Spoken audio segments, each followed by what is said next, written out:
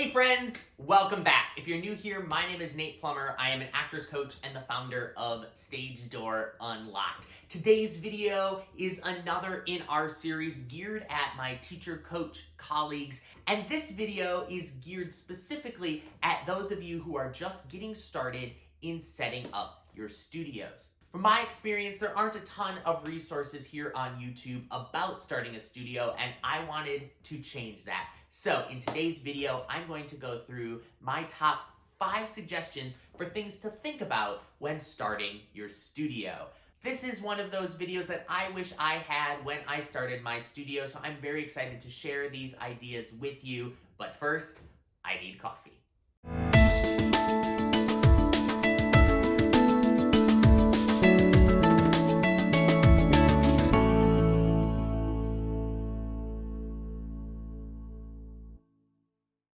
One of the things that I love doing is talking to pedagogy classes at different universities and sharing my experience of starting Stage Door Unlocked. My journey with starting Stage Door Unlocked is very different than a lot of my teacher colleagues, but we all have, I think, at our core, this idea of what our studio is going to be when we start. The thing that I hear a lot when I'm talking to these college classes is this idea of what they're going to be teaching when they start their studio. So the first thing that I suggest you think about when starting your studio is your market. Where are you?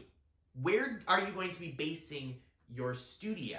What are the needs of the people in the community that you are in? If you are just starting out, if you are fresh out of college, I guarantee you professional opera singers are not going to be coming to your studio. You're going to be coaching people that are at the level of where you are as a teacher. This means you're probably going to be working with a lot of kids. You have to think about what types of music are these kids that you're going to be working with wanting to sing. We can say till we're blue in the face that they should be singing all these classical songs and all these art songs, and that they really shouldn't be singing CCM or musical theater. But the truth is, you're not going to make money if that's what you're having them sing.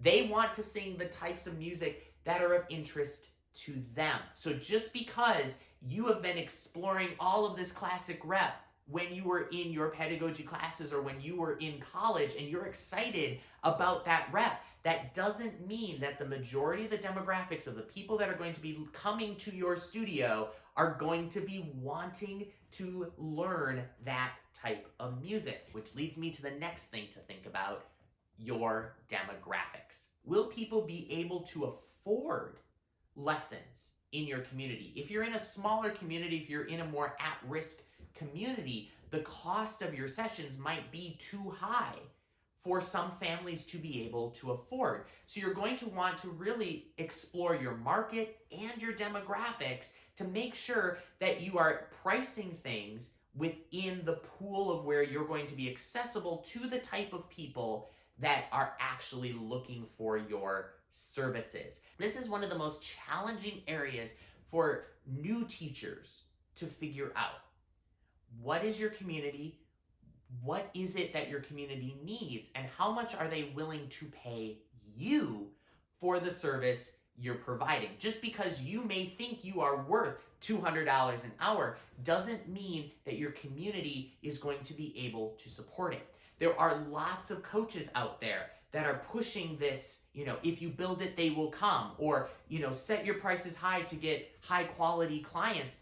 You might not be able to get that in your particular community. So if that is really the approach you're wanting to take, you might need to establish a studio that is entirely based online. That then opens up a whole other can of worms when figuring out how to market your studio. If you're wanting to go that traditional route of teaching kids, teaching middle schoolers and high schoolers, and maybe a few avocational people kind of throughout your community, you're going to want to be really realistic in what your community can afford. They might not be able to afford all of your qualifications, so I promise you, you'll be more successful evaluating your rates based off of what your community can afford rather than what you feel you should be paid. If you would like help figuring out these numbers, feel free to reach out to me. I would love to do a teacher coaching session with you. The next thing to think about are your business goals. What is it that you would like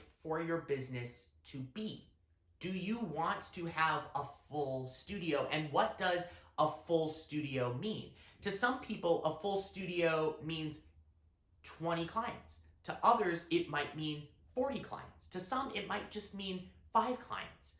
What does a full studio mean to you? Does that mean you fill every time slot? If so, when are you going to do the administrative things of your studio? When are you going to figure out your finances? When are you going to figure out going and buying new music or figuring out rep or even lesson planning for your clients? If you don't buffer in those times in your studio schedule, you're going to end up doing those things in your personal time. So define what your goals are for your business.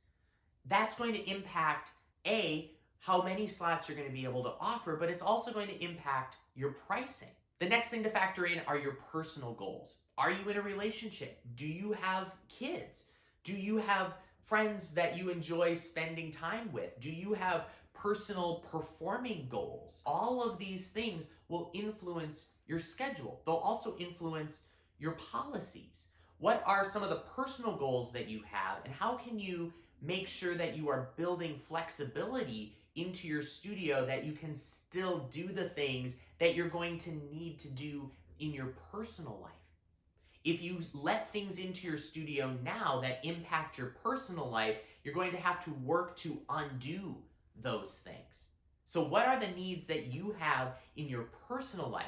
Whether that's in your schedule, in your own performing goals, maybe that's in hobbies or relationships or whatever. What are those things that you need to think about when structuring your business? One of the biggest reasons that small businesses fail within the first 5 years is burnout, and burnout from the founder or the starter of the business because they invest everything they have into the business and they don't do self-care. Now, I know here in 2021, we are tired of the phrase self-care. So what I'm saying is factor in time for yourself. Build it into the structure of your business and know that it is important for the structure of your business that you have those times away from your business. If I could go back and change anything about how I structured Stage Door Unlocked early on, it would be this thing. Remember, as you're thinking about all of these things, all of these pieces are connected. You don't just have your demographics, you don't just have your market, you don't just have your rates, you don't just have your business goals and your personal goals.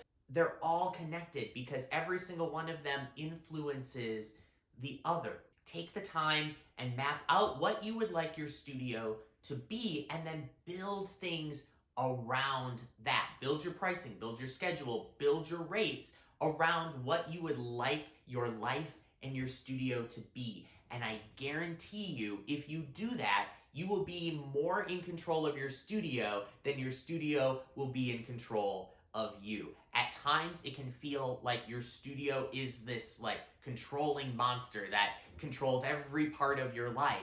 And that's scary. You want to make sure that as the business owner, you are in control of your studio, and that requires a lot of planning before you even start working with your first client. If you are someone who is just getting started in your voice teacher journey, or maybe you're someone who feels like you are trapped in how you've structured your studio and you just want to talk to someone to see how can I get out of this, I would love to sit down and talk with you. I am not a business coach for teachers by any means. I would be more than willing to suggest some incredible people who do that for you, but I would be more than willing to share with you some ideas of things that I have done in my own studio to kind of maintain a little bit of sanity and how I have been able to kind of claw back a little bit more control. I'm not saying that I've done it perfectly. There are still times where it feels like Stage Door controls everything in my life, but I will say that I'm in that process and I would be more than willing to share some of the things that I've learned in my journey with you, feel free to schedule a consult session with me. You can find out information about that on our website. The link is down in the description box below. So if you're an experienced teacher and you've been watching this video, what are some other things that you think people should think about when starting a voice studio? I would love to hear your thoughts. Comment down below. Thank you so much for watching. If you liked it, please give it a thumbs up and click that big red subscribe button so that you get notified whenever I post a new video. That's it for this video, friends. Thanks so much for watching. As always, you're awesome, be awesome, and I'll see you next time.